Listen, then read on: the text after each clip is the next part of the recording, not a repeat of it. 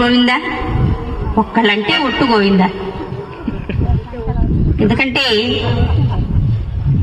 గోవిందాయ అంటే ఏమిటండి ఉపకారం? గో అనగానే పోతాయి ఏమిటి? పాపాలు పోతాయి.